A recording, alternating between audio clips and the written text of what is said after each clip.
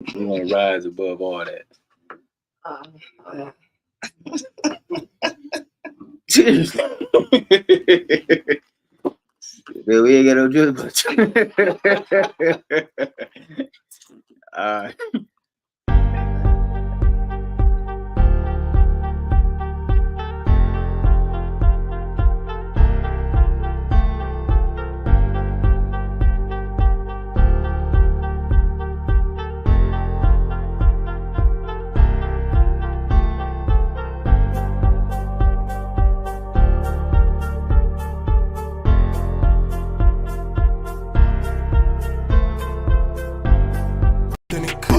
We light it up like sauce and sauce and sauce. We light it up like sauce and sauce and sauce. Fli-City got some dogs in it, dogs in it, dogs. Fli-City come off authentic, authentic.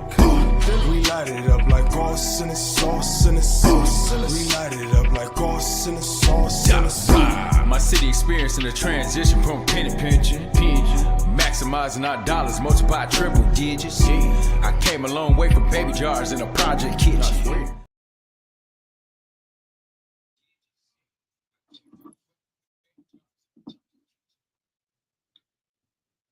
Peace and blessings. Peace and blessings. The bottom check. Okay. It sound like we good. It sound like we tight.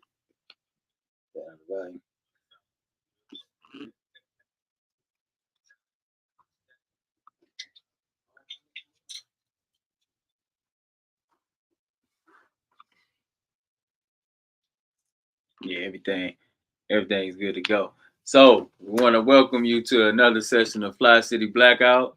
I'm your host, DeWaun E. Robinson, aka Royale X.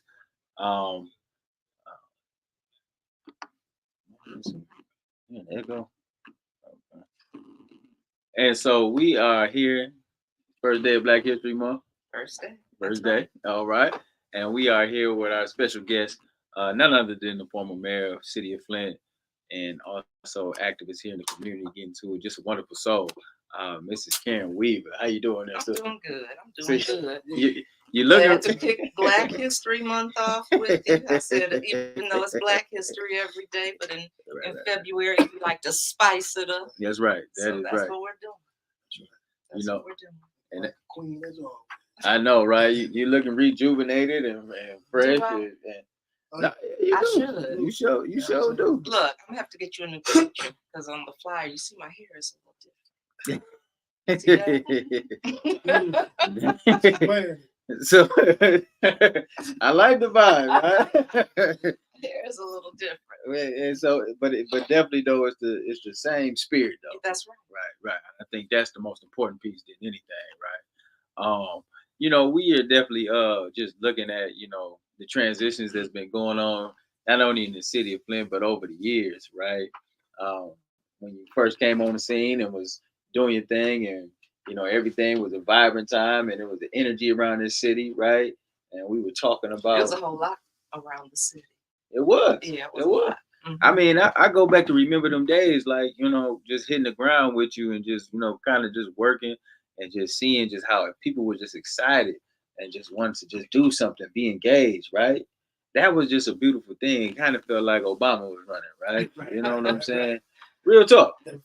It was some good energy. It really was. Yes. It was super good energy, and I think man, we need that energy. We need that. We need that type of vibe back. We need folks to be inspired. We need folks to be unified and working together. We have to go ahead and start looking at what are we doing about making a change and then creating a robust community moving forward, right?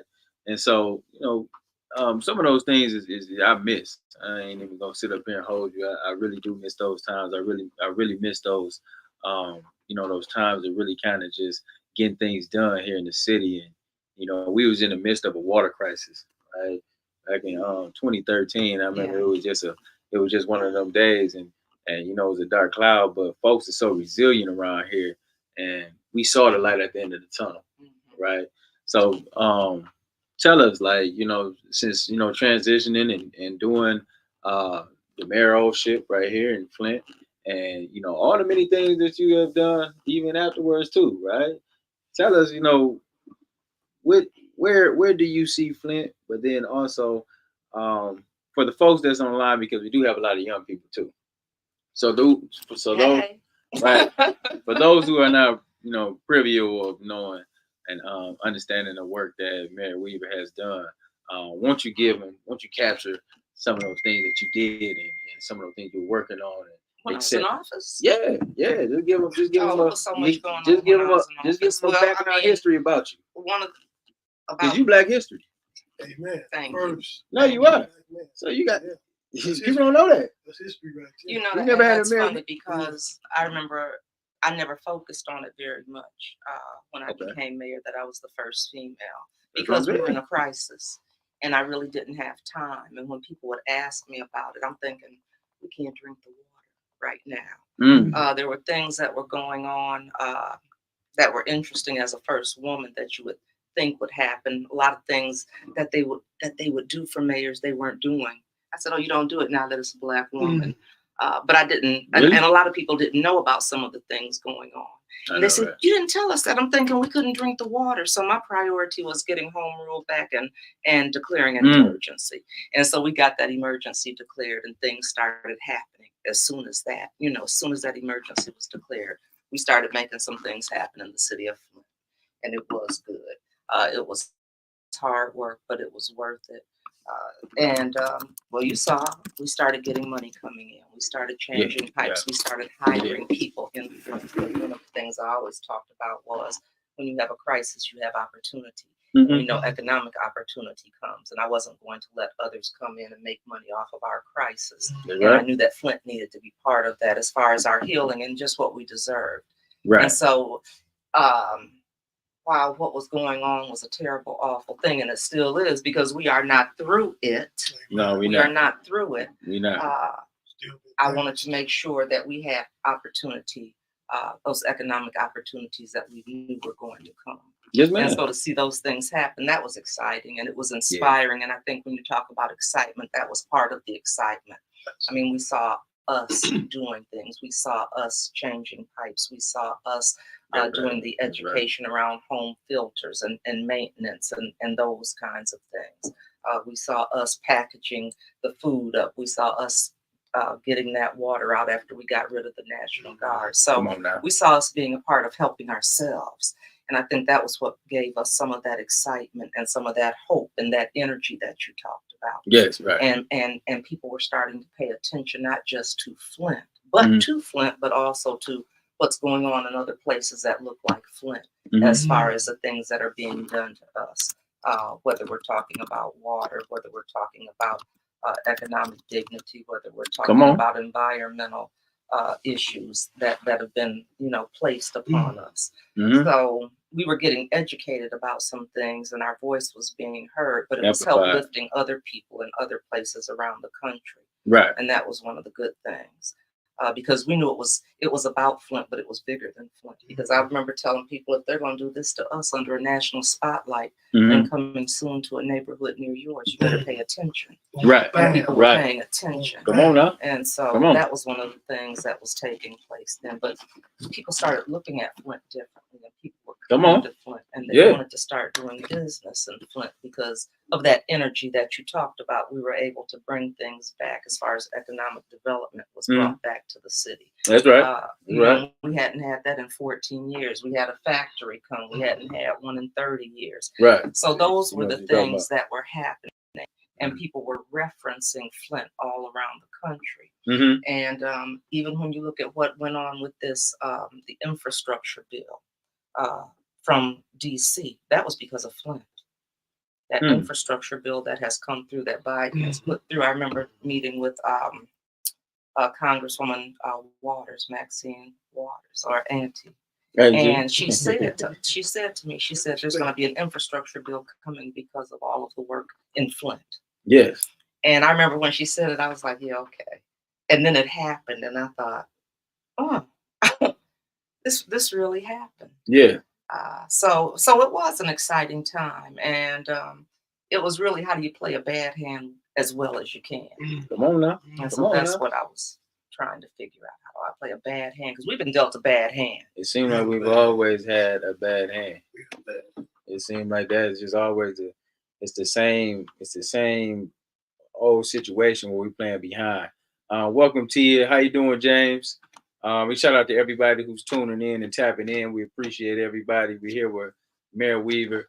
And now you talked about some real groundbreaking things, and when we look at it, right, we talk about bringing economic back to the city, economic development, bring in public health, first public city, health, which is look how important it was to bring that. Mhm. Because we brought public health, we brought what does recovery look like, because we had the first ever chief public health advisor, the first ever recovery officer. We brought economic development back. Yeah, We brought sports, athletics, and recreation back to the city. we sure did. And we were connecting those dots because all of those things played an important role in having a thriving city. That's right. And so, the bad part was the things that were able to be done in Flint shouldn't have had to happen as a result of a crisis.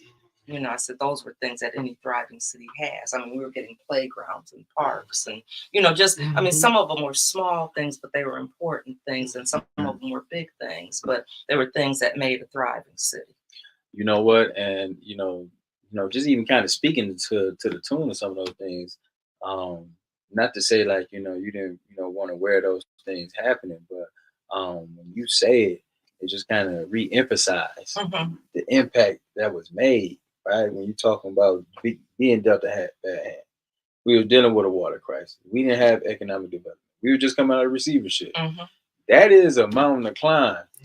We didn't even have a public health director, right? We didn't have any of those things. We didn't have anything. Really. None of that. I mean, I remember people saying, we're trying to call you and help you, but we didn't have anybody to answer phones. So we didn't have anything. It was really, we did not have the capacity. And so to be able to start putting that in place is what was going on. And that's why things started happening, because we were putting things in place. No, I'm just saying that. See, and that's why when we talking about Black history, when we talking about, historical moves, right? That's the type of, things that you can say, hey, this was done, this is reinstated, this was established, right?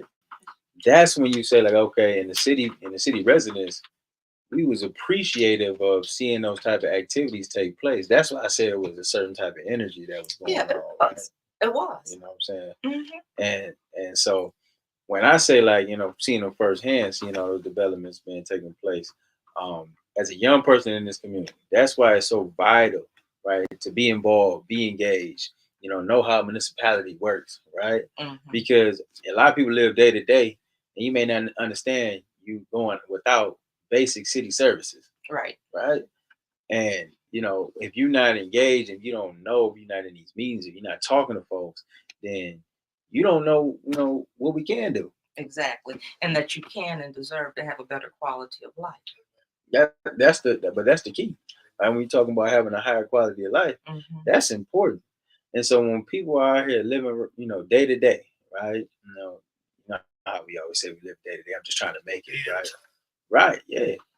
Those things is what inspire folks to get up and be a part of it, be engaged, but take advantage of what's afforded to you. And so, a lot of people, I want people to understand, like, what I'm saying, that was big. Yeah. I want to know that big. It was. I mean, you gotta put light on. You gotta shed light on those type of things, right? Because if you don't, it gives people live and people just move and just go on with life.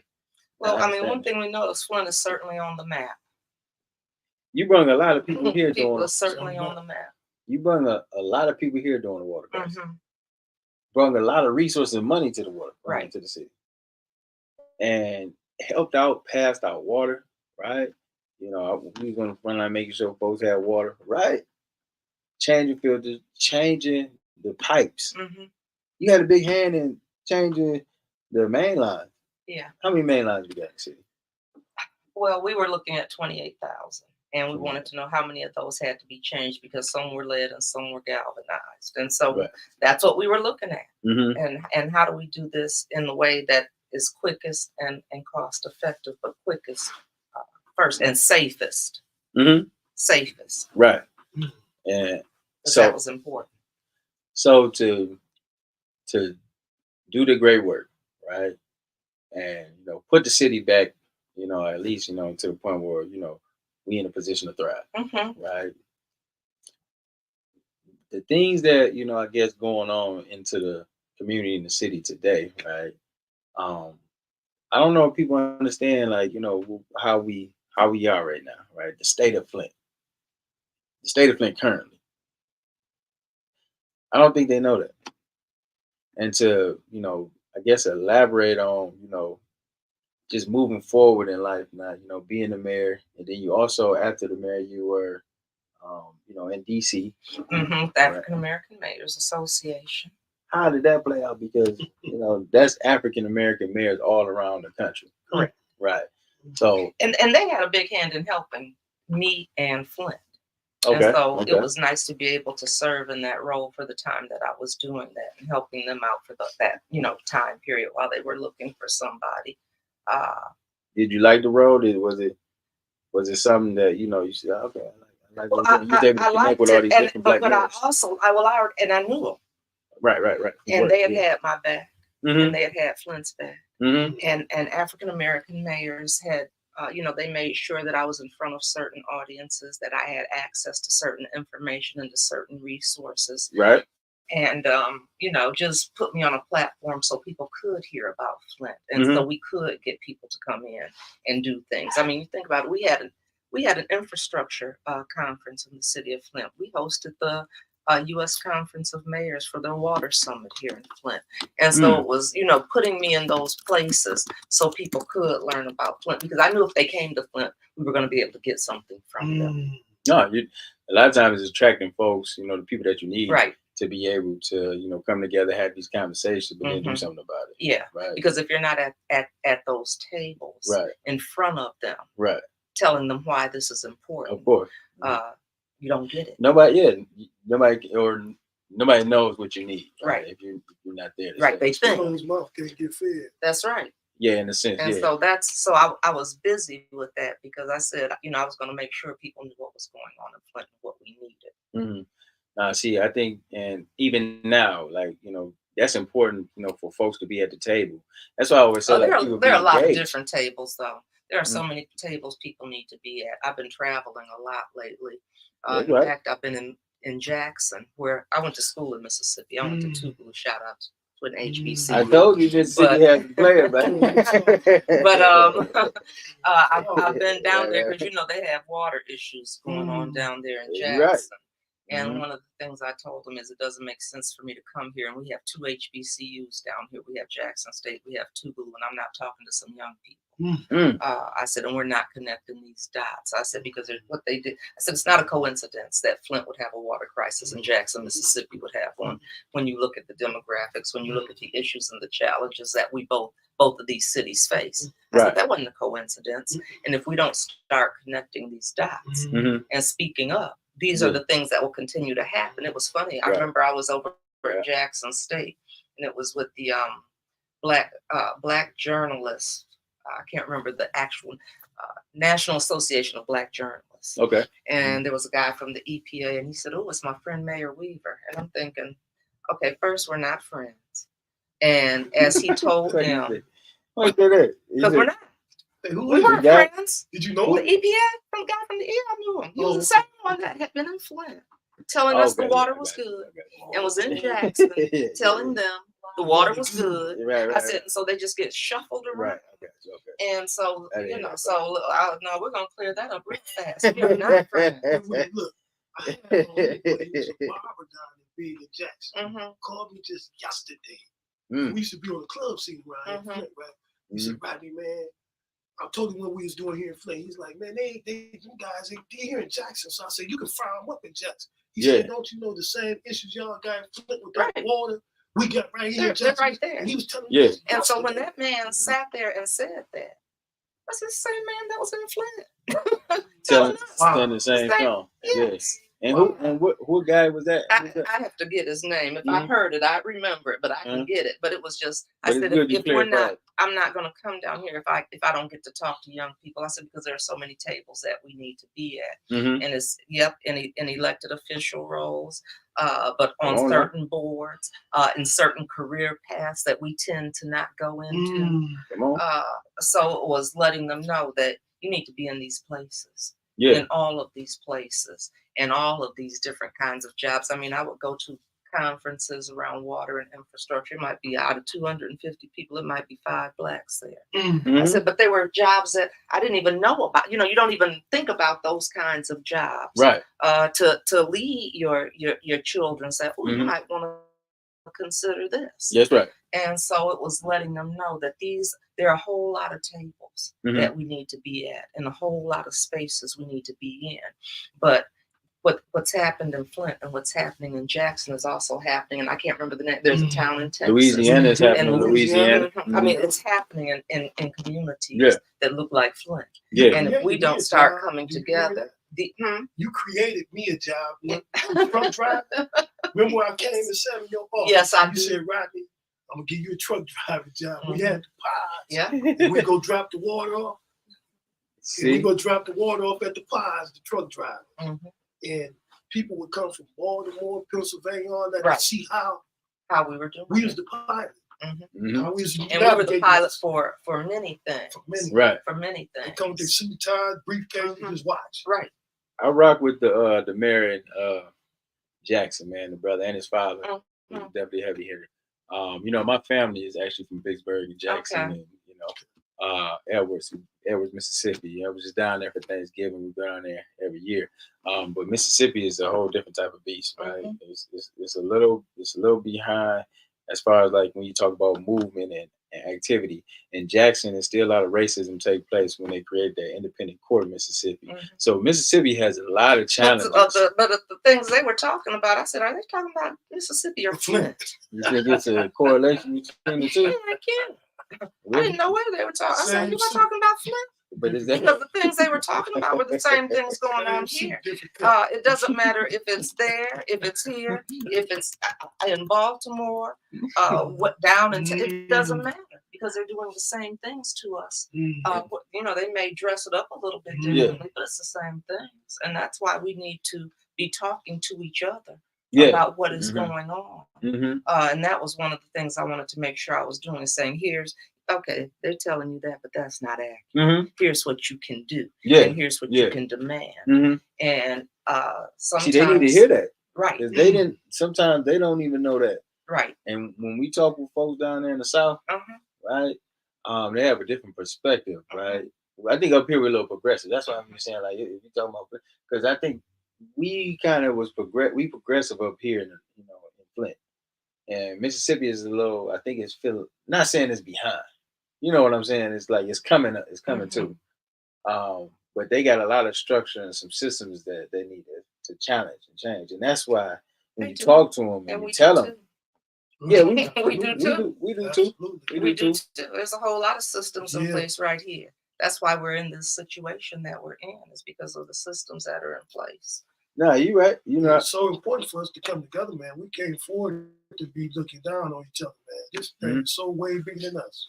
I'm glad you said that. So, you know, man, the thing is, we do have to come together. So we connect with places like Jackson. We connect with our folks in LA. We connect with our people in Atlanta. I mean, because it's just funny. I went to the State of the Black World conference. It was in Baltimore. And it was just interesting to sit there and listen, because wherever we were in the world, I mean, we were dealing with some of the same things. The same things are being done to us. And so it was interesting to connect that way. I mean, that happens. That is a real thing. Like, it doesn't matter where you are. You can be in Africa. I was just there. And you were, right? Yes, so I was. We definitely got to dive into it. I'm trying to get you. Yeah, you can be anywhere, though. And it just seems like, you know, we have the biggest barriers to get over. What do you feel? What do you feel about that? I know that we have to unify. and we have to partner and collaborate with each other, right? But we have to look at these issues and put a plan together. Because I'm for one, you know, feel like I hate for us to be in these situations and continue to fight for the basic needs, right? Yeah. That's what it be looking like to me all the time. We just got to go ahead and fight for the basic rights, something that we should already have in the first place, right? So you know, it's in you, right? So when you talk about, and then you come from a home, a family of people that's been putting on, right? That's been doing the work. We always talk about being about the work, right? Your father was a pillar in this community, right? For those who don't know her father, would you? T. Wendell Williams. He was actually the first Black that was elected to the Board of Education, but he was a pediatrician. See? And you know, I tell people, I mean, he taught me at a young age because he was aware then at things, and that's why I said sometimes things haven't changed, because he was talking about healthcare disparities then, and I'm a little kid then, because he died when I was 7, and that was why he put a clinic up on Saginaw and Stewart.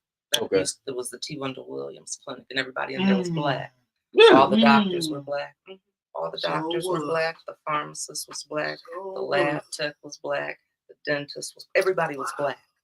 All the healthcare providers were Black. That's amazing. And he never got to practice there because he had gone to a Board of Education meeting in Florida and got sick.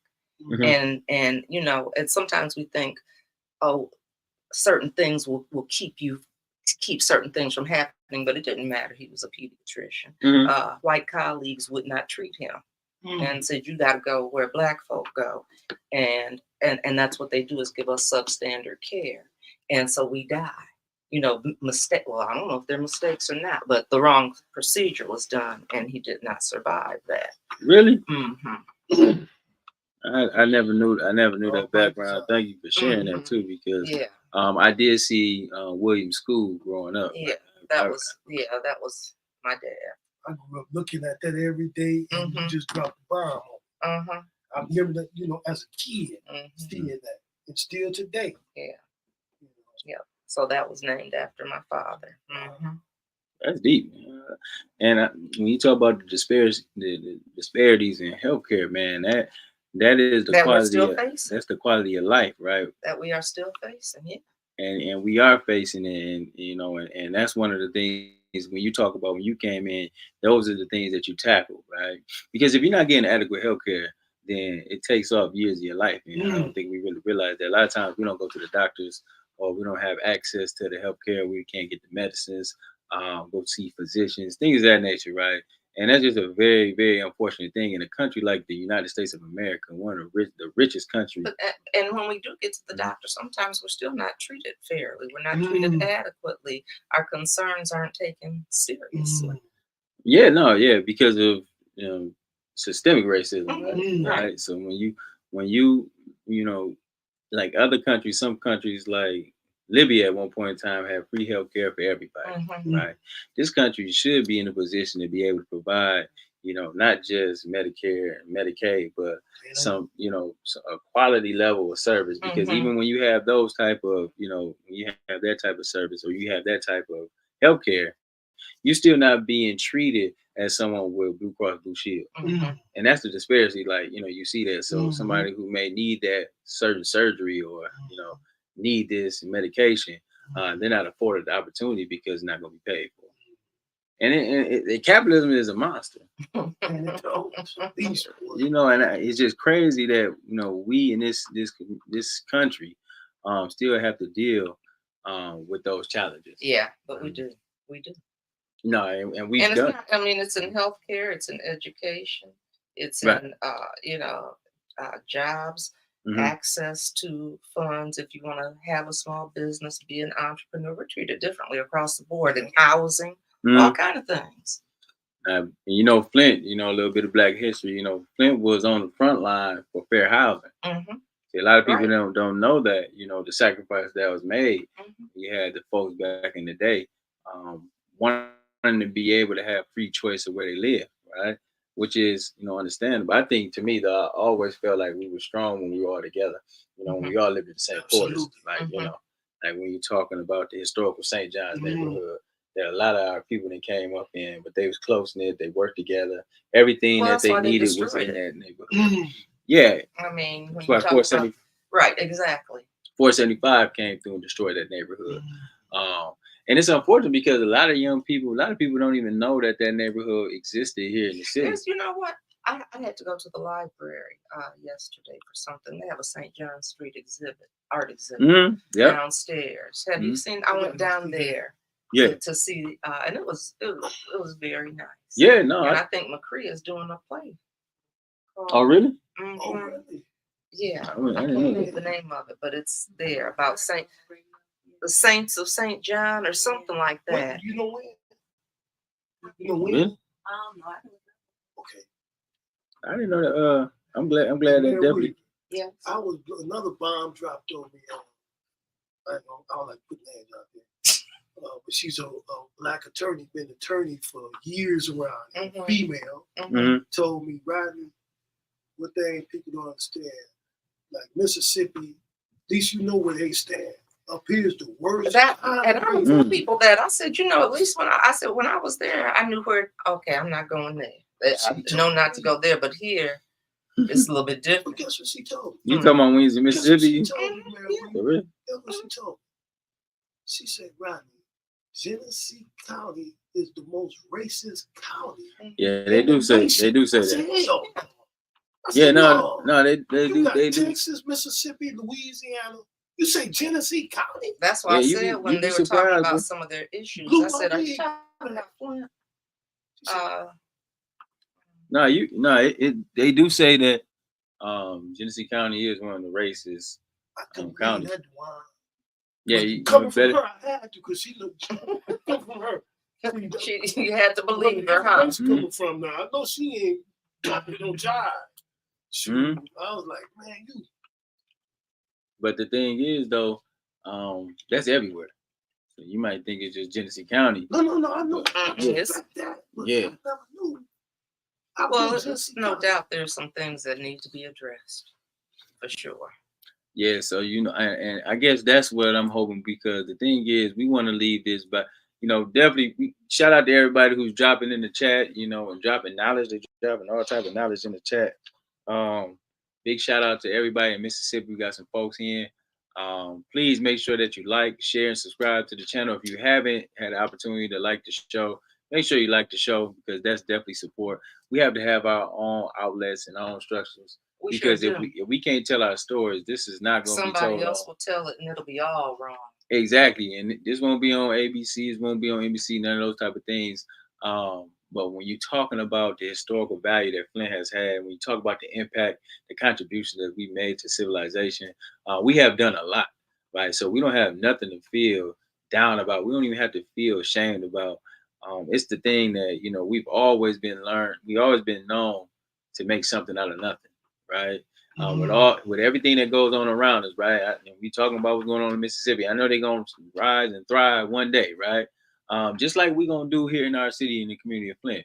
All around the world is the type of message that we have to stand up and rise, do for ourselves, put our folks in a position, and then do the work, right? So I always want to make sure that we come back. We got a job to do. Like, we got some real work to do. We can't wait and expect that somebody's gonna do it for us, because it's not happening like that. Only thing that's gonna get done is what we put our minds to and follow through in action. So I just definitely want to do and send love out to Mississippi. Shout out to everybody out there that's definitely out there dealing with the crutches of the systems, but continue to stay riding and continue to stay strong. So you mentioned with Africa. Yeah. Right? I did. You just got back. I just got back, a week and a half ago. I had to, catch glow. up on that time. You got that glow. You got that glow. I enjoyed it. So what was, first of all, where did you go? We were in Cape Town. Cape Town. So Cape Town is in South Africa. South Africa. Right? And so tell me about it. So the beauty of it was beautiful. Yeah, okay. It's absolutely beautiful. Because people get the wrong impression of Africa. They think that it's a destitute continent and nothing was going on. It was beautiful. And I mean, of course, they have their areas that aren't, just like every place else, but it was just beautiful. like everybody else, yeah. It was, I had a good time. Mm-hmm. I ate good. I ate. You say ate good. You know, I did the things that you do the first time you go. Went to a winery, went on safari. Look, you do right. You know, it's funny because you don't think about penguins in Africa, but we went to see the Madagascar penguins. We rented a yacht and went out. It was 8 of us. Wow. It was 8 of us. Y'all went together? 8 of us. It was a girls' trip because it was my daughter's birthday. Oh, happy birthday. This trip. So we went to Cape Town. And I was so glad that I went. So I had such a good time. It was interesting to go there. Just you know, when you know the history of everything that went on with apartheid, and to see so many people that don't look like us. Right. Nah, I know that's right. But I found the people that look like us. That's too. right. I went to some Okay. Went to some clubs. Stop. Where did you go? No, I was just some young folk. I went to some clubs, and because I wanted to hear some African club music, you know, I wanted to see. Okay, now what are they playing at the clubs? She liked the Afro beat, right? I did. I enjoyed it. Yeah. I enjoyed it. Yeah, she liked the Afro beat. The Afro beats actually, they got the sign. They got the wave right now. Whether you know it or not. It was.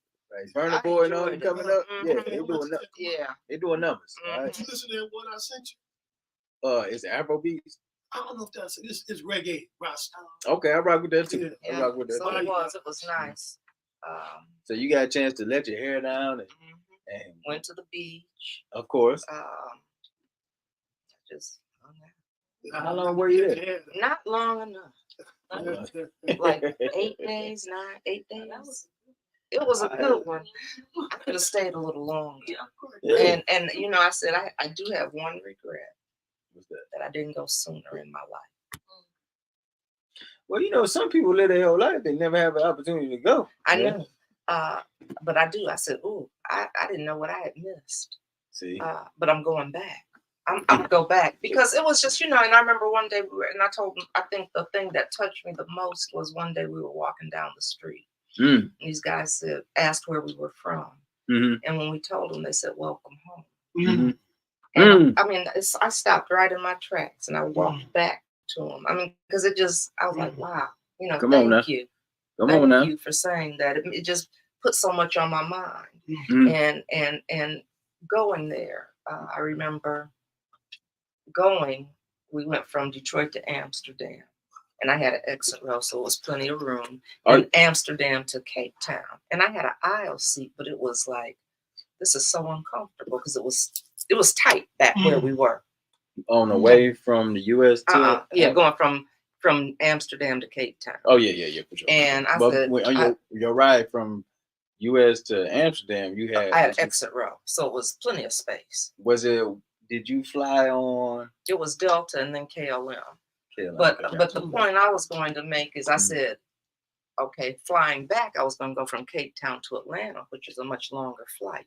And then Atlanta to Detroit. Right. And I said, if I was that uncomfortable and I could get up, walk around, they feed you, get your drinks, you can go to the bathroom. Right. And it made me think when I got there and I'm looking at that water, what our people had to. I said, you know, how dare me say I'm uncomfortable when I could get up and you think about we're over there locked up in chains on these ships. You can't get up. You know, people vomiting and using the bathroom. I said, and I was that uncomfortable because I did upgrade on the way back because I said I'm not doing that.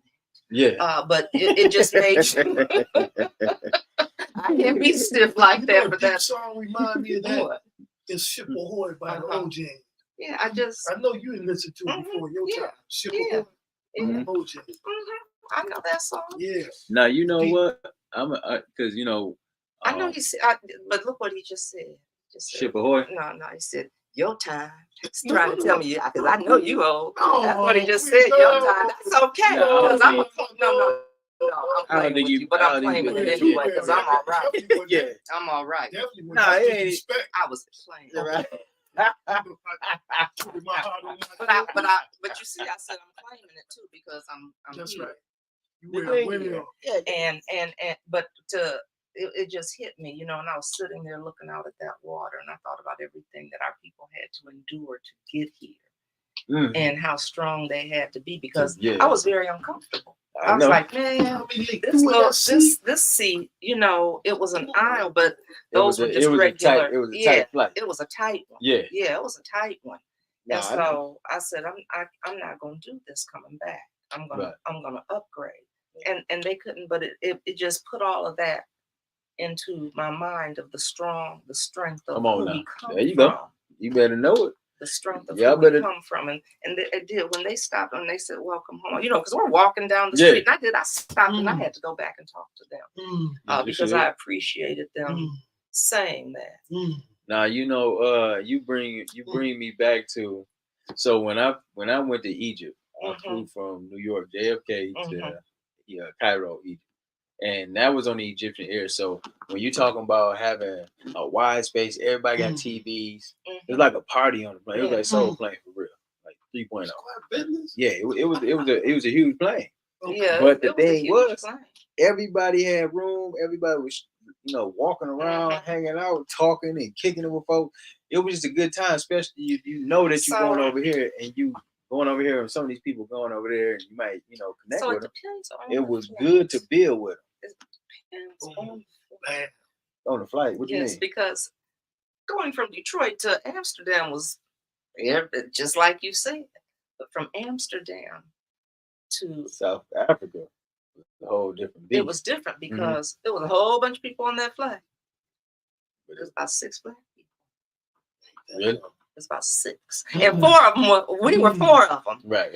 And it was interesting because it was kind of like their little private club, and you could see how, you know, you start thinking about everything that took place in South Africa. That's right. And so it was like it was. They looked at us like, how they get on the club? How they get up in here? And well, I said, you know, if something happens, they got to throw people off this plane. We know it'll be 6 of us first. So, but flying home from Cape Town to Atlanta was a whole different experience. Because we're going to Atlanta. We're not going from. It was a very different experience. Nah, you know what? It definitely is. It's definitely a different experience. And then also when you're talking about, you know, just being in those places. So you go to Amsterdam first, right? Amsterdam is a whole different sector. So we stopped in Amsterdam on the way back. Amsterdam is so set up. Did you get a chance to move around Amsterdam? No. Okay, so they got these coffee shops, right? You know what I'm saying? Everybody over there got these medical marijuana shops. So it's a coffee shop, but it's a medical marijuana shop, right? It's a different vibe that they got going on. It's the red light district or something. It's just like that's just what they do. They got that, but that's just how they set up. And the streets are like so slim, you know, and everybody is riding bikes. So we was able to kind of like tour around, go see around the city. It was just a whole different setup, right? And then once we got, you know, from there, you know, the flight from Amsterdam back was on Egyptian Air. That was back to the wide planes. But when you talk about them small planes, so we traveled from, think about Egypt to Asamba. Now that was like a 10-person flight. Yeah. Now that was like super tight. Yeah. And me and Mother Deloney was on there, so you know it was like, you know, when you talk about them little planes, and it feel like how your ancestors, you know, just kind of taking it back. It's nothing like what they went through, right? Not how they went through, you know, going through the Atlantic trades. But you get a very small simulated version of what that feel like, right? But I love what you said, how it reconnected you back to feeling like how our people, when they went through the door no return, came through those Atlantic seas over to America, South America, up through Brazil, up here to the United States.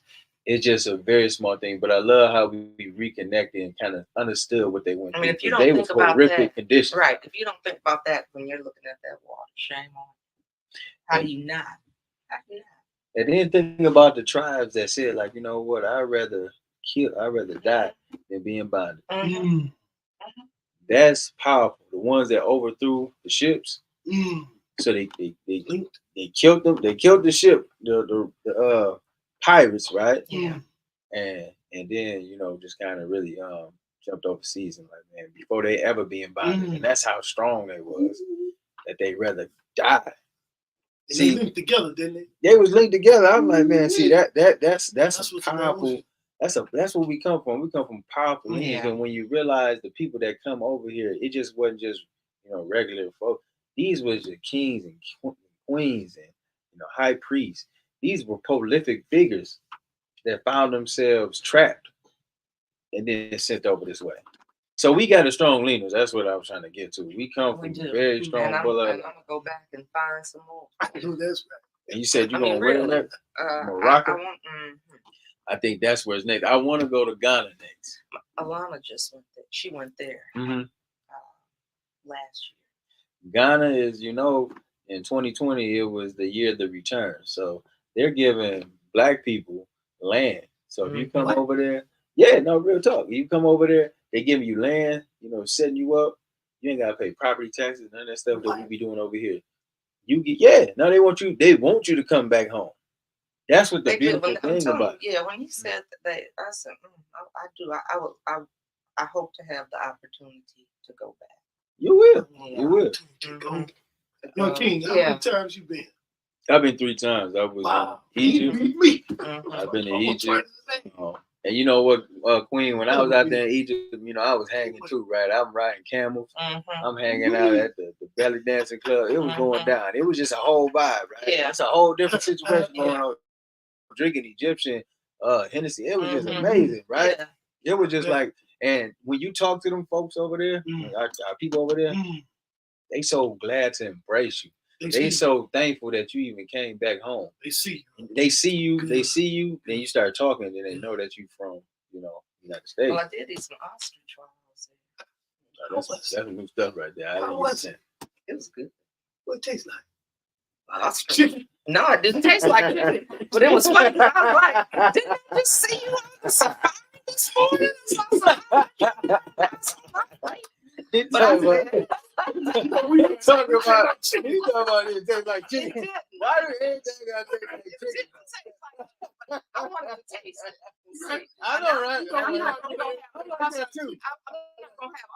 dinner, but I want to taste it, see what it tastes like. Where you gonna find ostrich over here? Someplace that's exotic. So I said, I'm gonna have to try this. You ain't lying. You be trying all type of stuff. I know that's right. Nah, I'm with her though. I'll be doing the same thing, just trying this stuff, right? It was amazing. It was. To see those, she just always taste like ostrich. It don't taste like chicken, bro. See those animals. I don't need to do another safari. You don't need to do another safari. Why you say that? They took us when we got to where the lions were, and they said, "Come on, man. Come on, yeah, they out here. Don't look them in the eye. Don't look them in the eye. You can take me out of here. Nah, you got to be about this. That lion and I, man, they said, don't look them for you. Nah, you know what? When I went to Uganda, right? When I was in Uganda, I wouldn't do that. When I went to Uganda, I was in the safari, right? And I was out there with Banty. Big shout out to Banty, SK, Twilight, Mishi. Right? They took me out here to the safari. And then when we was out there, same thing. We was in the truck. He's like, okay. And that was not a comfortable ride. It's not. They're like, whatever you do, don't get out the truck. They say even if you want to get out the truck, then make sure you right here in distance to get back in. Because you out here, there's lions out here. I said, see, they don't tell you that at rhinos. The zoo. They don't at the zoo. They don't tell you don't look them in the eye. They said don't look them in the eye. I was like, I don't want to look at them. No. Why am I here? Shoot, no, It scared me. Yeah, that's it. You You never seen where the elephants go. They want to circus. Look, So look, we were at the circus. Train elephant though. You can't train a wild animal. I don't believe wild animals are trained. He's standing I up, walking. believe you're lucky. That's what I believe. You've been lucky. So when we were at the circus, they wanted to get on the elephant. I said, Daddy, I guess your daddy better take you on because Karen ain't getting on the elephant. And that elephant came running up there. I said, oh my Lord, I got to protect my grown children. Nah, you know, that's when that mama gave up. I was like, oh Lord. It ain't nothing, you know, it ain't nothing nice about being out there because you never see that stuff on a normal basis out here. It ain't like you just gonna be able to see a live lion or giraffe. That is so at our Airbnb. It was giraffes just walking around. So of course they had the space where they was kind of blocked off. But to have them like right there in the air, you can look out the window and see them like in your window. That's some unique type of stuff. That it is. Man, and it gave me a whole different perspective about animals. Right? What did you start thinking about animals? I wonder what giraffe tastes like. No, I want to. I don't want to. He said, I'm trying to ostrich, not the giraffe. Giraffes in it like it be. Don't sound right. Yeah, I don't know about that one. I ain't never heard nobody. I don't know. I just right. This ain't, you know what I'm saying.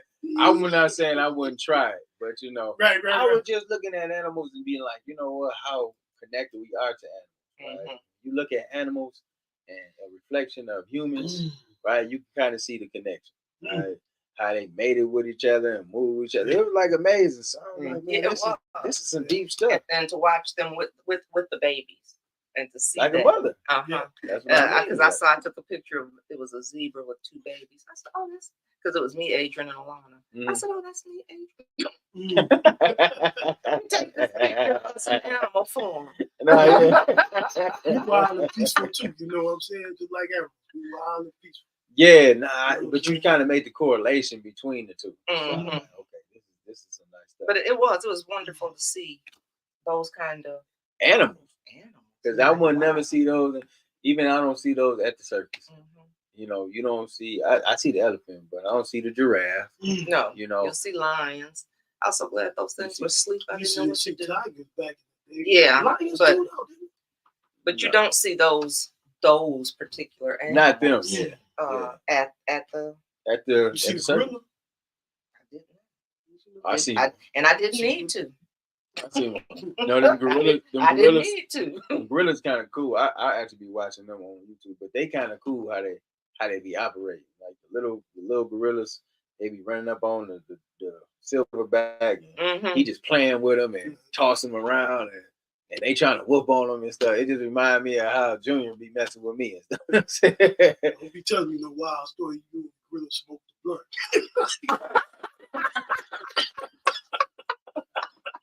You know, they come up with some wild ones.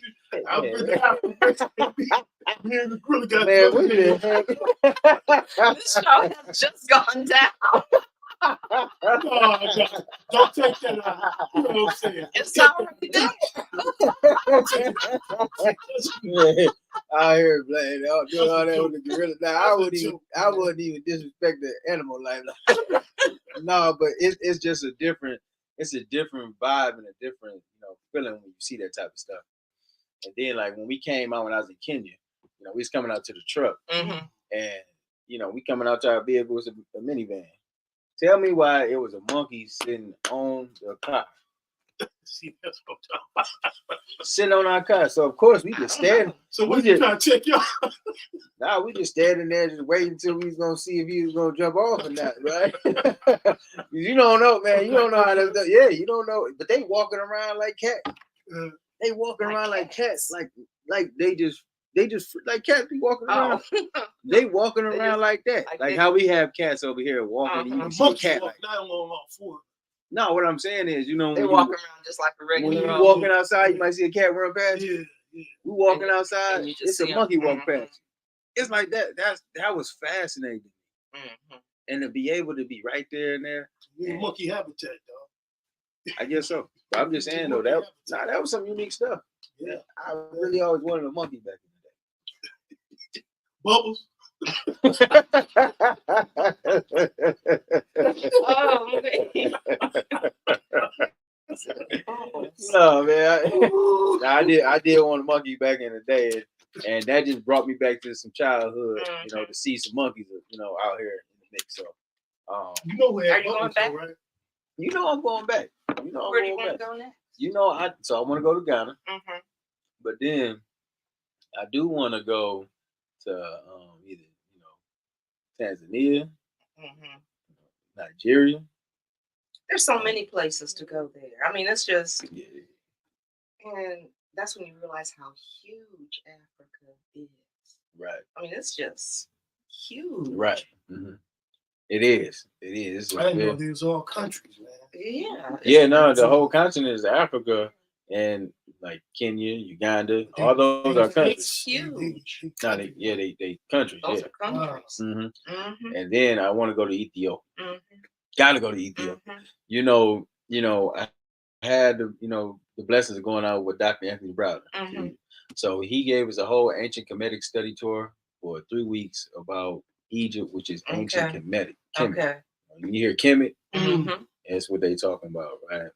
And he was talking about like we went to visit the Sphinx, the pyramids, the Luxor temples. You see all these temples that was made by, King Ramesses was out here living. All these folks that you might read about, might see the images. To see it, it's like, it's amazing. And them structures still stand. Mm-hmm. So for that to still stand thousands of years ago, you can't get a building to stand over 100 years here. I mean, they did without all the modern day technology. Right. So that's why, that's why it's so important that we understand, And who built them? of course we built them.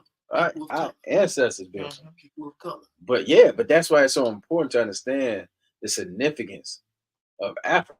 Yeah. Right? So when people talk about it, it's like, ain't nothing there, or they don't want to go there. I think they're missing out. You lost, right? Not even saying they ignorant to the beauties of Africa, right? But we're not shown that a lot. We're not shown. That's why you should, when you come back and you've been there and you talk about it. Of Africa. Right. Now, I think that's the thing why we talk about it. We put it out there. We talk about Mansa Musa. This is Black History Month. So, all month we're going to be talking about Mansa Musa. We're going to be talking about Hannibal. I think a lot of folks be misconstrued about Hannibal because they think that, he was this, white guy that was eating people and all this other stuff. But no, Hannibal was a warrior. Like, he was the greatest warrior, African warrior back in those days. And that's why, when you look and read about him and his stories, and then all the places he conquered, that brother is legendary. So we're gonna be bringing all that out. That's why we have to tell our stories. That's why. So Black History Month is so important. We want to highlight all these stories. We know about the Malcolms. We know about Martin. Even then, we might not even know about all the stuff about Martin and Malcolm and Rosa Parks, Harriet Tubman. We don't know everything, but we know of them. And you made me think about something. One of the things I just loved seeing was Nelson Mandela on all of the money. Oh, don't get me talking about the monies. Right. Yeah. I mean, yes. Yeah. I was like, I gotta take some of this home. I said, huh? Did you bring somebody? Yeah. No, of course. Brought that so we could see it. I did. I said, I have to get some of this money because just to see him on every single bill, it was all in Africa. Like when all the currencies. The shillings, they call them the shillings. Uganda and King. All Black people on the monies. Everybody. That's powerful. I know it is. To see us on the money. That's something to see. But what I dislike is that that they don't have. How you can come from the United States and your dollar. You might have $1, which is equivalent to $20 over there. Right. Right. Africa that doesn't have. You can't come over here and spend, shillings. You can't spend, the South African shillings over here, right? But you can come over there and spend US. Yeah, the exchange. I do not like how that's set up, and that's another thing when we talk about racism. You talk about, capitalism. Like those countries are divided by the British, right? The French. They are capitalizing on all those countries. So when you go to the Congo Republic, where the only mineral in the phone, it's the only mineral that it goes into your phone. It's the only mineral that you can find around the world is in the Congo Republic. It's only found there. So if the people of the Republic capitalize off of that, they'll be a rich country. But it's other folks, other nations that control their resources. Right. That's one thing that's one thing that I just say, like, I just like all that. Right. So the way they getting done over there, what's going to be done over here? It was. You see, even in South Africa, in South Africa, you really see it. Yeah, you really do, because there's a lot of white people over there in South Africa. Yeah. They and some, but it is kind of, but it's ran, all the continent is kind of ran by, those other nations. But the inspiring thing is, I love what the brother in Kenya is doing, right? And I love what they're trying to do now. They have this African Union. And what they're trying to do is have one currency. Gaddafi was trying to do that. And at one point in time, Libya was a powerhouse. Libya was giving free education, free healthcare. You didn't have to pay for none of that stuff. You get married, they give you money for getting married. Just right? as Yeah, that's how you set your people up in the country. That's how you want to. You want folks to be educated. You want them to have a higher quality of life through healthcare. You want them to be connected or married or what have you. And he was doing that. And so what they were trying to create, the golden eye. And that was a one currency for Africa that would have made them a superpower. And then those structures saw what was going on, and they went in and killed that brother. And that's funny how I see the brother who was healing everybody that they knocked off. You're talking about Sami, Dr. Sibi. Dr. Sibi. Now it's funny how all this stuff you see now, they got an image of him, so not even down, not exact picture, but like an image of the stuff you can get now that's supposed to heal all kind of stuff. Man, he was healing cancer, everything that you need in this world to heal yourself is already, it grows right here. Everything you need is right here. Yeah. You don't need no medicine. You don't need no pills. Herbs, herbs, yeah. You don't need that. And so what he was trying to let folks know is like those self-healings by utilizing herbs, sea moss. Right? People don't know the benefits of utilizing that every day. Right? All the mucus in your body, that's what creates diseases. Yeah. So getting that out, sea moss helps that, and really like eating the right things. That's right. We eat a lot of processed food over here. You know what I mean? We eat a lot of stuff that's banned over there. All that sugar we eat over here. Talk that we deal with a lot of stress. Yeah. But sugar is the number one. You understand? Sugar break you down. All that sweet stuff folks be eating and drinking pop all day. Yeah. That's not for our bodies to take in. And a lot of times that's why we had these health alerts and people getting sick. And so Dr. Sebi was talking about it like that, right? And they said he was curing AIDS. And it's a conspiracy that they took him out too on that level. Actually, Nipsey Hussle was doing a documentary on him before he passed. Okay. And so I would love to see that come back and see that follow through. But man, we got something that when we talk about being prideful because of our culture, when we're talking about Black history, we have to tell these stories. We have to communicate. We have to do everything that we can to go back to Africa. We should be creating some trade lines with Africa. Yeah. We should be looking at how we doing economic development, what we building out with Africa. We make money over here, and then we send it over there. The brother Greg Moss, you familiar with him? Used to do Africana studies here. I don't think so. Well, his son, he was doing it. His son has a cafe, internet cafe out there. Okay. He used to have an office in here. Okay. But he's back and forth doing business over here, taking money over there, building up over there. And what we need to do is start establishing a collective of us traveling back and forth, just like other nationalities that come over here and make money, and they send that money back, call for more family members, and they building up. Yeah. we got to start looking at like, how are we setting up ourselves for the future? You know, and it's funny though. I thought I said a lot of times we don't even think of that as a destination spot. We'll go to all these other places. Mm-hmm. We don't. Let me go to Africa for a vacation. Yeah, everybody want to go to France. Right. They want to go to all these other places, and you know, Africa is like the last place you think to go. But that's one of the most beautiful places. Just That's right. He's like, But it's also like a lot of like the islands. Mm-hmm. Yeah, it's Madagascar. A lot of Yeah. Mm-hmm. Yeah. Mm-hmm. Yeah. Nah, you absolutely right. I actually when I was looking at Etria, which is where Nipsey Hussle's ancestors are from. You know, he traced back his father and them from there, right? When you look at the islands right off the coast there, I'd rather be over there than Puerto Rico, right? You know what I'm saying?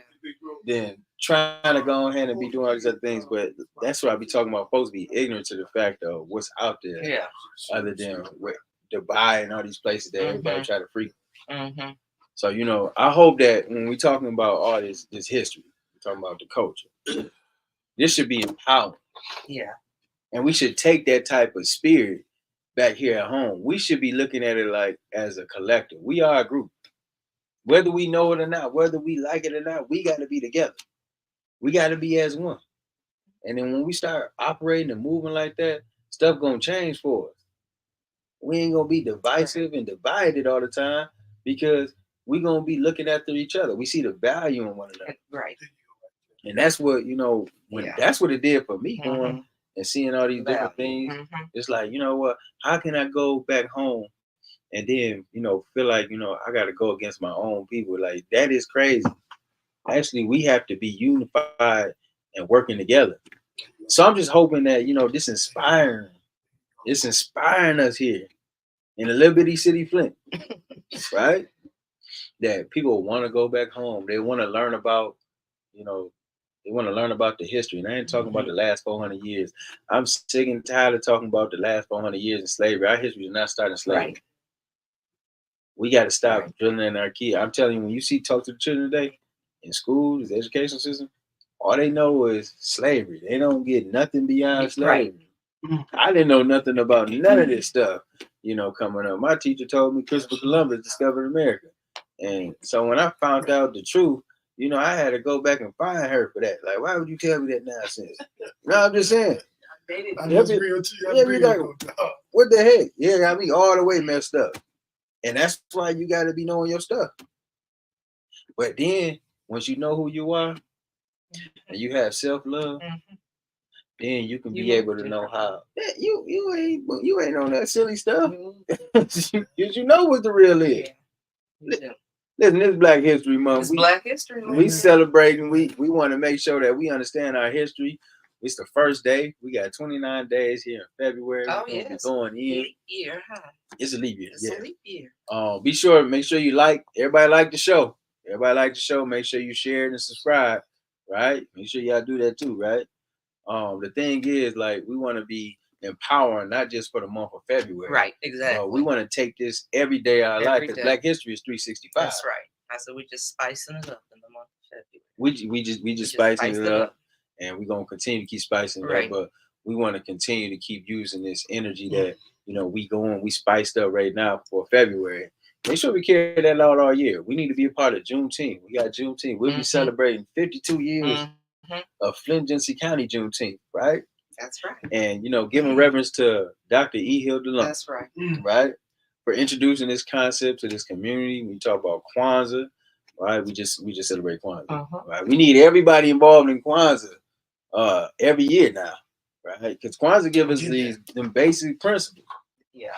When you talk about unity, self-determination, collective work responsibility, cooperative economics, faith, purpose, right? All those things is basic things that we have to have.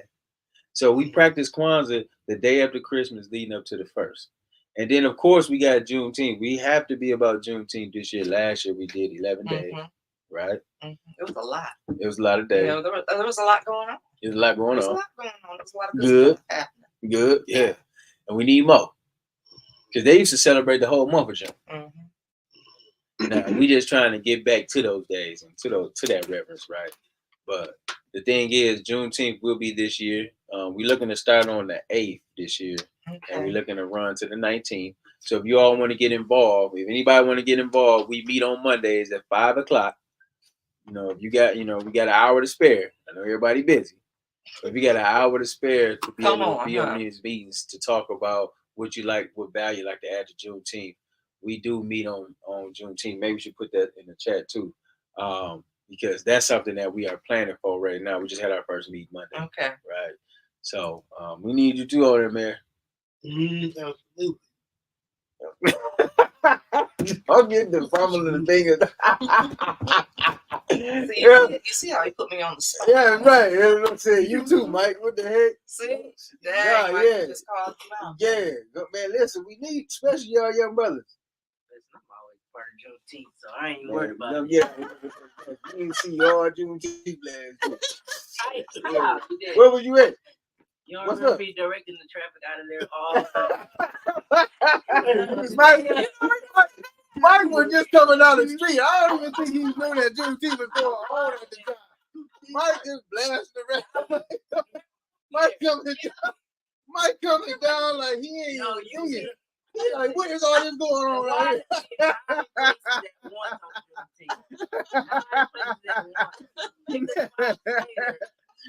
You know what I'm saying? Go with that. Listen, I give it to him. I give it to him though. He did hop out the car. He did direct traffic. He was out there getting to it, right? The police wasn't doing it because who we gonna depend on the police? We supposed to do it. So that's what That's what Brother Rodney like. I got some gas money. Come on, man. Listen, we need all hands on deck for Juneteenth. Please, like, join it. Just come to a meeting sometimes, right? You know what I'm saying? It's every Monday now. She dropped it in the chat. Every Monday we meet at 5:00. It's on Zoom. The information's in the chat. Make yourself available. I'm telling you, it's a beautiful thing. You'll find goodness when you work with organizations working together. And we got like 12 organizations working together on here. It's a lot of people be on these calls and they looking to go ahead and do because everybody takes a day. And that's the thing about my brother Reggie always saying, many hands make light work. That's right. So if we can have folks, taking days and, coordinating, facilitating activities, all in the vein of education, right? Because the main thing is always about educating. Just like when you talked about when we came through the London slave trade and we over here and they worked all these years for free. You should be on fire for that. And then, after the Emancipation Proclamation was signed in 1863, until 1865 is when the last ones were freed. The last enslaved people was let go. And that's unfortunate. They didn't have internet. I couldn't call you on the phone like, hey, bro, man, this is on right now. None of that. And the word finally reached Galveston, Texas in 1865. And then that's when folks around the country realized that it was a free state. And so that's why we educate each other. And that's why we talk about these things. And that's why these dates are so important. And folks need to understand this and know this. Our people that put in that work for 400 years for us to be in these positions and be able to move and operate the way that we're doing now, how we should be anyway. And we still got battles to fight now. Just because, you don't have them chains on you right now, don't necessarily mean they're on your head. Mentally. I was going to say there's some mental chains. That's what I mean. So, and we got to be able to go ahead and break those. So that's what that's all about, Juneteenth, breaking chains. All year we breaking chains. I think, maybe let's go ahead and when we talk about Black history, we're going to be spreading that information all through the month. But let's put some mechanisms in place how we're breaking chains. Right? Yeah. And we do it. All that, going against each other and, friction and fighting and fussing, we all going to disagree. Everybody going to disagree. Ain't nobody all gonna get along. Everybody just ain't gonna get along. At the end of the day, listen, your success is my success. So if we sit in the same sectors and we in the same city, no matter what you're doing, it's like a basketball team.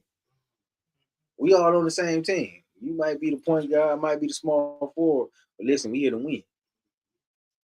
We play to win. Right. We better be looking at it to win. So we have to start putting those mechanisms in place that we gonna be on the same team. We gonna be on the same side. And then if we got disagreements, right, we know how to deal with them behind the scenes, where it's not all messy on the front end, right? You know what I'm saying? So I'm hoping definitely, man, we can definitely make those things, come to fruition this year. Let's try. So Can't stop. no, we not gonna stop. Can't stop. We ain't gonna stop. That's right. We got children coming up. When you stop, you've been defeated. Exactly. You've been defeated. Exactly. Nah, that's real. And that's like when you think that you know it all. Mm-hmm. That's when the learning stops, right? You don't grow. Right. So we got some real things that we're gonna be looking to change, for the culture, for our community, and within ourselves. Mother always say, like, the first thing first, you gotta look in the mirror. Right. You gotta look in the mirror and be like, all right, what am I doing to change the circumstances? Not only, my situation, but then how am I changing it for others? Right. There you go. Yeah. So that's our whole motive all year, sis. We gonna be locking and low, and we gonna be getting to it. You ready? I'm ready. I'm ready. We ain't got no choice but to be ready. Right? Right. We gotta worry about getting ready. Stay ready. Stay ready. Come on, man. Listen, I'm about definitely, man. It's about change. So when we moving forward in this community, what type of things do you suggest? Right, as already been a mayor here in the city, already Really just being engaged. Okay. Get engaged. Show up at different kinds of things, and do your own research. Yes. Do your own research. Mm-hmm. Don't just take what other people tell you. That's true. Come to city council. Yeah, then show up. Go to city council. Go to a school board meeting. Go to the commissioners meeting. Go. Get involved in your neighborhood and the block clubs. Yeah. I mean, all of those things. That's big. Get involved somewhere to make a difference and be informed. That's big. Going into those, working in the neighborhoods. Working in the neighborhood. When you talking about, looking at yourself, this might be starting with cutting your grass. Right. Right. Be neighborly. Be neighborly. Be neighborly. Right. Right. Now that's some of them are simple things. If you living, coexisting, cohabitating with around folks, then be neighborly. Right. You know what I'm saying? Make it warm. Right? Watch over the children in the neighborhood. Right. Oh yeah, we was talking so much I forgot. Yeah. Get engaged. Yeah, get engaged. Be Or what involved. are you doing Exactly. to change it? That's right. Exactly. That's right. And them be the ones with the most to say. Right. So Ain't doing nothing. So get engaged. They was talking about I see you too, Avon. They were saying the slumlord situation here in the city of Flint, and landlords and I would just say too, this about home ownership, right? We got to start owning our own properties, and then we won't have to deal with those slumlords. Right? If you own your property, if you able to go ahead and take care of your business as a property owner, then you won't have to worry about living in a slumlord situation, right? I wanted to make out just that because they did say that about the slumlord piece. And then also, so when we talk about the water crisis, I know everybody, that's a big thing on the water crisis. Them checks still ain't came yet. And you know what? 10 years. What's up? I guess I figured at some point people stop looking. I don't know. Yeah, that's unfortunate to be able to still, because I won't understand, like, when we go around the country, people think that Flint is made whole. That is farthest from the truth. Right. We are not made whole. I know our folks in Cali, I was out there last week, they thought the water crisis was over. Trust and believe, we still fighting. We still, we still looking at not even only get paid, but we still trying to make sure folks are being held accountable. Right? That's a real thing. And I know when you was in office, we was looking at those different things. Talked about that a lot. Yeah. And it hasn't happened.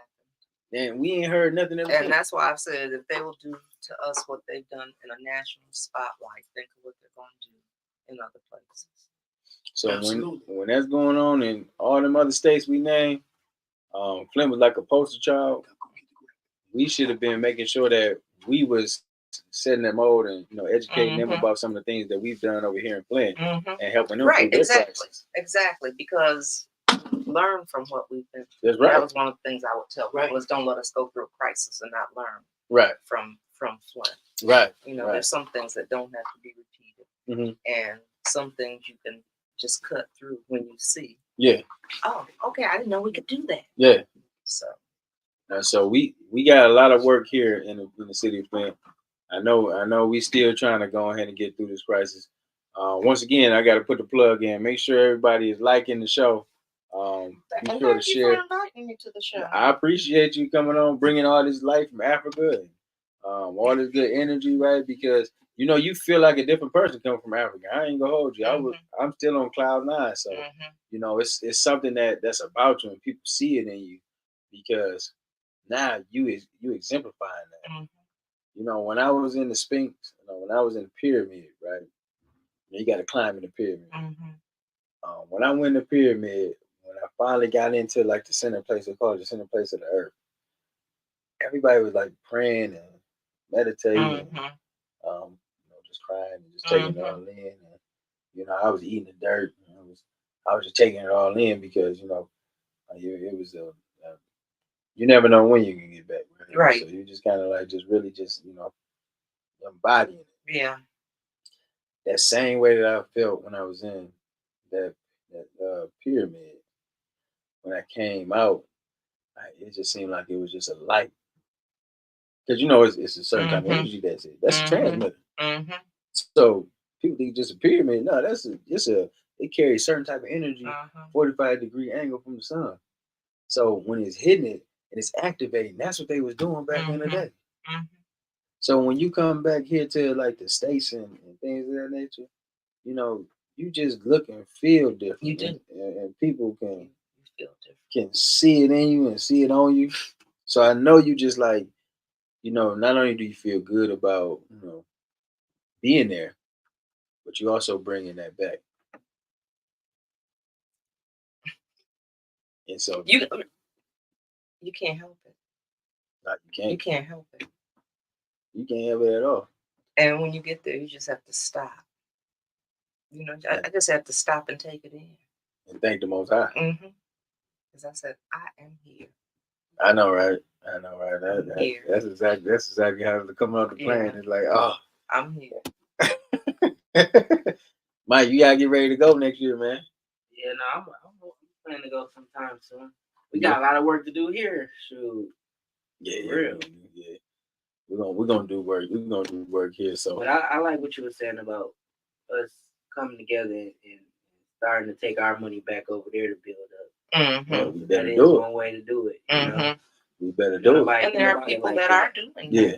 Yeah. Yeah. There are people that are doing that. Yeah. But we need to be more about that. Yes. Because like you said, other people from other places do it all the time. I don't even think nobody think about going to go start a business in another country or something like that, No, it's you forbidden don't. or something, Yeah. It's not, No, it's not. It's not forbidden at all. I think what we should do is like kind of maybe put a consortium together, right? Identify an area where we want to work in. Identify an industry which we want to invest in, and then we just slowly put tools and fuse together, and then start right. Plan the trip to go out. That's right. Right. Go see the place. Right. Work with the natives, and then you kind of get going from there. You know what I'm saying? Yeah, So now I want to challenge us this year to do that.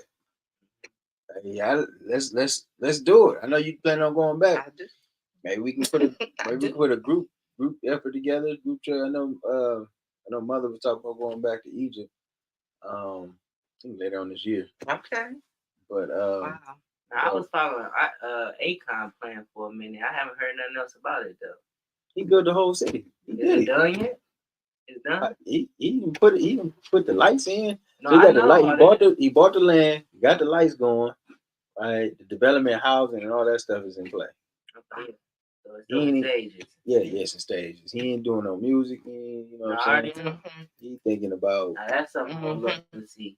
Yeah, I respect him for for doing that. I appreciate him, shedding light on it. Right? You know what I'm saying? That's a big thing. Yeah, it's a big thing. So what's next for you? Man? I'm working on some things. Actually, I'm getting ready to start a program, and I'm gonna be talking about it soon. But it's with some young girls. Be doing some work with some young girls. Okay, all right, okay. Look for it. Look for it. Next, this is February. Yeah, I'll be making an announcement about it very soon. Oh, that's gonna be brilliant. Yeah, and it's something that we've been doing through the foundation and working with Kimberly Coulter. Okay. And so it's a program that we're going to be doing for young girls on a certain career path. Is it going to be engaged in politics or just life? And really in entrepreneurship, economic development kinds of things. Okay. But it's focused on entrepreneurship and some young girls.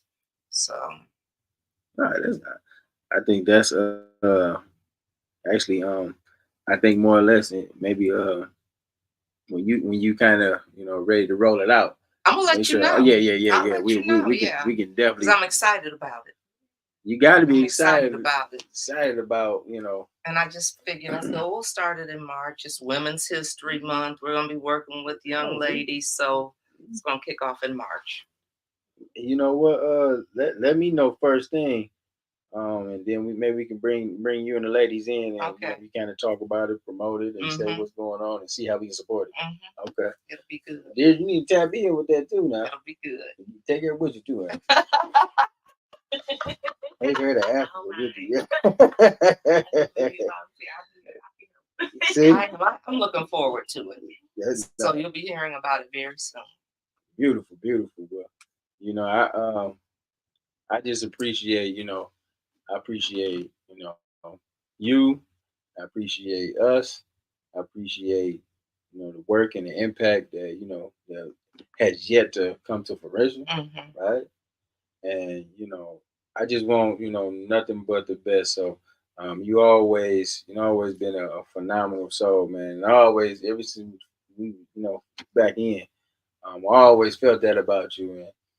You always been the same way. It ain't never nothing different. You know how people get in position, and how I be saying, people feel out. I'm just saying, people do be acting like that though now. I know.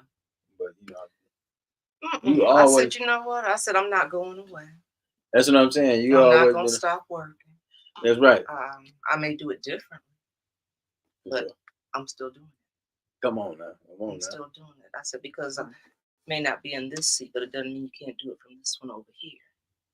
I said, so one thing is that doesn't stop me. That's right. And we can't let those things stop us. So if you're not doing this, you can still have impact and make a difference and a positive difference. If that's what you want to do, if that's what you truly want to do, then you have to care. You don't even have to be in them capacities to make impact. Exactly. You know what I'm saying? That's where people got to really understand that. Yeah. Wherever you are, whatever you're doing, you can go ahead and you can definitely get to it.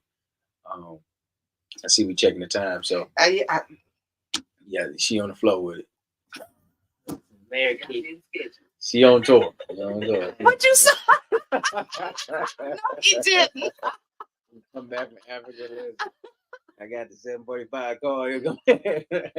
No, somebody got to keep me on track. No, definitely don't. How about saying Mayor keep you on track? Should get a call early in the morning and be going from there. That's what's up, man. That's what's up. Nah, when you working, that's what we got work to do. That's right.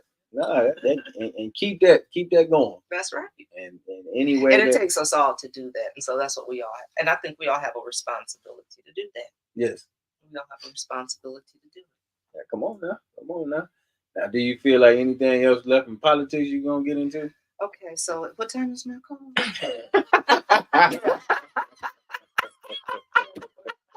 You know I had to ask.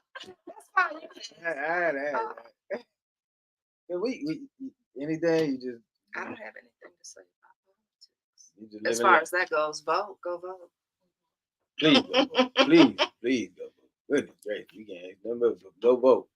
We got a But this is special. all this stuff is political, and it all ties in. So okay, we got some special elections in May. Please make sure you register to vote.